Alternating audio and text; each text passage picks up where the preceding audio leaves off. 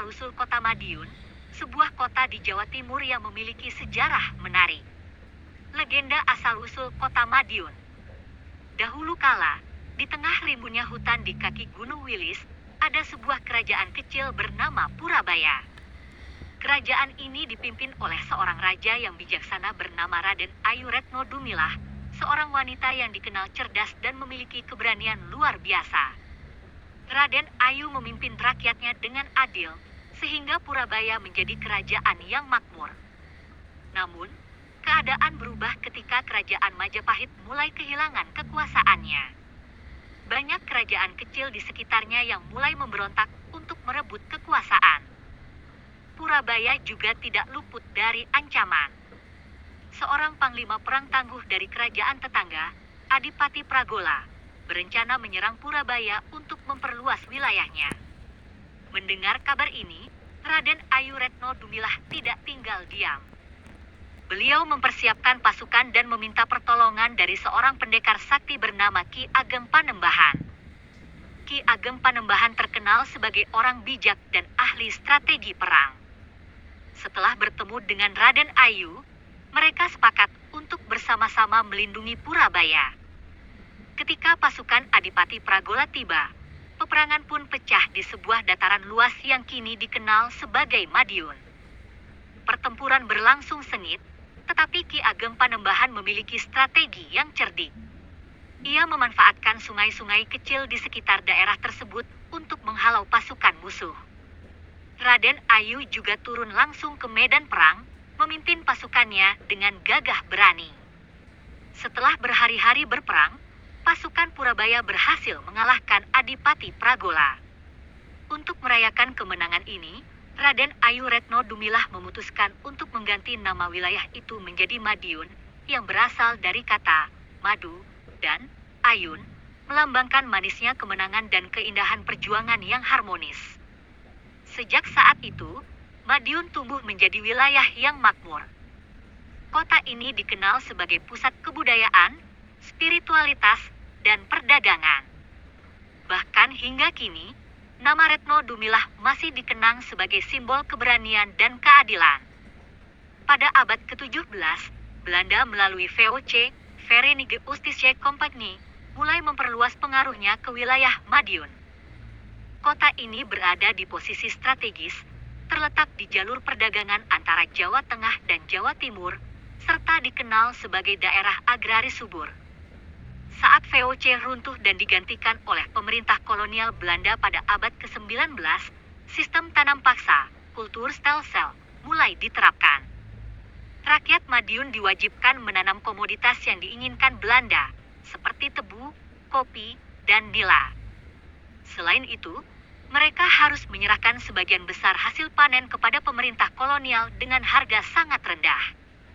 Pabrik gula di Madiun.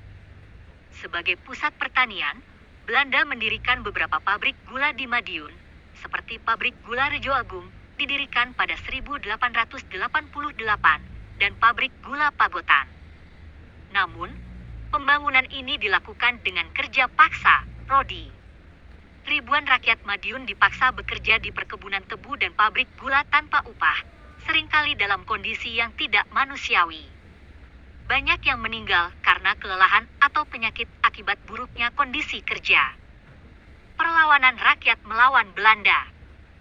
Penindasan yang dilakukan Belanda mendorong rakyat Madiun melakukan perlawanan.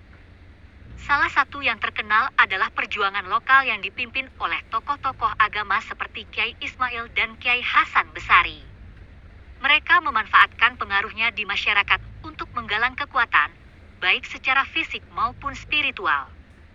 Meski seringkali perlawanan ini dipadamkan dengan kekerasan, semangat rakyat untuk melawan tidak pernah padam. Beberapa di antaranya memilih melakukan sabotase seperti merusak jalur kereta api yang mengangkut hasil bumi ke pelabuhan. Pada tahun 1942, Jepang merebut kekuasaan dari Belanda dan menduduki Indonesia, termasuk Madiun. Awalnya, kedatangan Jepang disambut baik karena mereka mengklaim akan membebaskan rakyat dari penjajahan. Namun, kenyataannya, Jepang bahkan lebih kejam daripada Belanda. Jepang menerapkan sistem kerja paksa yang disebut Romusha. Ribuan pemuda dari Madiun dikerahkan untuk membangun jalur kereta api, jalan raya, dan fasilitas militer Jepang. Mereka dipaksa bekerja tanpa istirahat yang cukup, makanan yang layak, atau upah. Banyak dari mereka yang tidak pernah kembali ke rumah karena meninggal akibat kelaparan atau penyakit. Selain itu, rakyat juga harus menyerahkan hasil panen untuk mendukung perang Jepang. Situasi ini menyebabkan kelaparan di banyak wilayah, termasuk Madiun. Namun, di balik penderitaan ini, rakyat mulai mempersiapkan perlawanan. Gerakan bawah tanah yang terdiri dari kaum pemuda, ulama, dan pejuang lokal mulai terbentuk. Setelah proklamasi kemerdekaan pada 17 Agustus 1945, Indonesia menghadapi tantangan besar, termasuk ancaman dari Belanda yang ingin kembali berkuasa. Di sisi lain, konflik internal juga terjadi. Pada tahun 1948, Madiun menjadi lokasi salah satu peristiwa besar dalam sejarah Indonesia yang dikenal sebagai peristiwa Madiun. Peristiwa ini dipicu oleh ketegangan antara kelompok kiri, termasuk Partai Komunis Indonesia, PKI, dan pemerintah Republik Indonesia. Kelompok kiri, yang merasa terpinggirkan, melakukan pemberontakan dengan mendeklarasikan Republik Soviet Indonesia di Madiun pada 18 September 1948. Pemerintah di bawah Soekarno dan Hatta merespons dengan mengirim pasukan TNI untuk memadamkan pemberontakan ini. Pertempuran pun terjadi di Madiun dan sekitarnya. Banyak korban jiwa berjatuhan, termasuk rakyat sipil yang terjebak dalam konflik. Tokoh-tokoh PKI seperti Musso akhirnya tertangkap dan dihukum mati. Meskipun pemberontakan ini berhasil ditumpas, peristiwa Madiun meninggalkan luka sejarah yang mendalam, tidak hanya bagi kota ini tetapi juga bagi bangsa Indonesia. Setelah masa-masa sulit, Madiun perlahan bangkit. Pada masa pemerintahan Orde Baru, kota ini dikembangkan menjadi pusat industri dan pendidikan. Pabrik-pabrik seperti pabrik gula Rejo Agung tetap beroperasi, menjadi simbol sejarah dan ekonomi. Kini, Madiun dikenal sebagai Kota Gadis, sebuah akronim dari perdagangan, pendidikan, dan industri. Semangat rakyat Madiun yang pantang menyerah sejak masa penjajahan hingga masa modern menjadi cerminan dari jiwa perjuangan bangsa Indonesia.